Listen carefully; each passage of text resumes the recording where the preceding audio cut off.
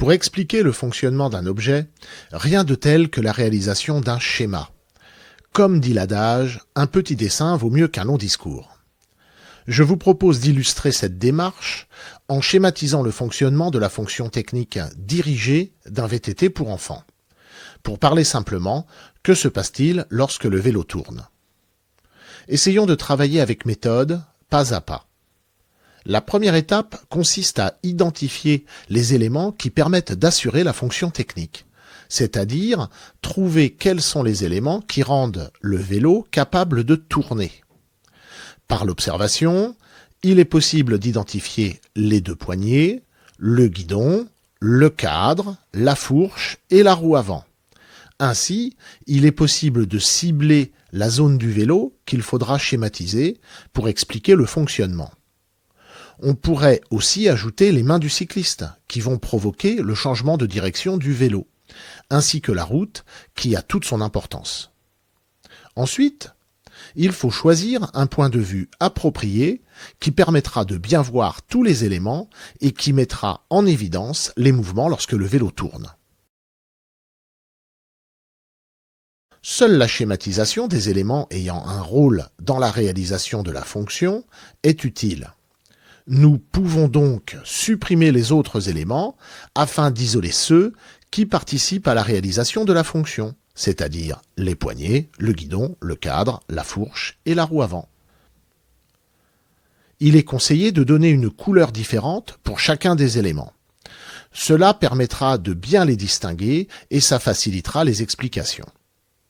Par exemple, les poignées en rouge, le guidon en vert, le cadre en bleu, la fourche en jaune et la roue avant en orange.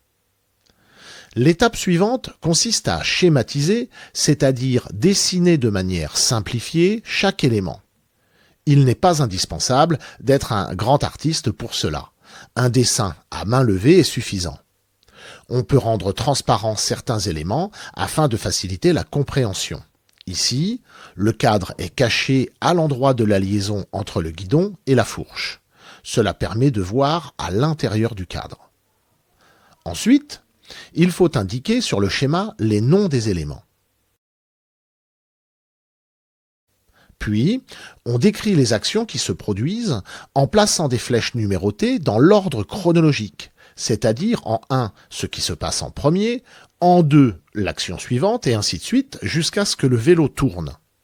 La réflexion consiste à ralentir le temps comme si on avait un super pouvoir et on cherche tranquillement à identifier le mouvement de chaque élément et ce qui le provoque. Ce n'est pas si compliqué. Dans les objets qui nous entourent, on trouve principalement deux types de mouvements. Les mouvements circulaires, que l'on appelle aussi mouvements de rotation, qu'il faudra représenter par des flèches arrondies, et les mouvements rectilignes, que l'on nomme aussi mouvements de translation, qu'il faudra représenter avec des flèches droites. Pour terminer, on écrit un texte simple pour décrire le fonctionnement. 1. Les mains du cycliste poussent et tirent les poignées. 2. Les poignées font tourner le guidon. 3. Le guidon fait tourner la fourche.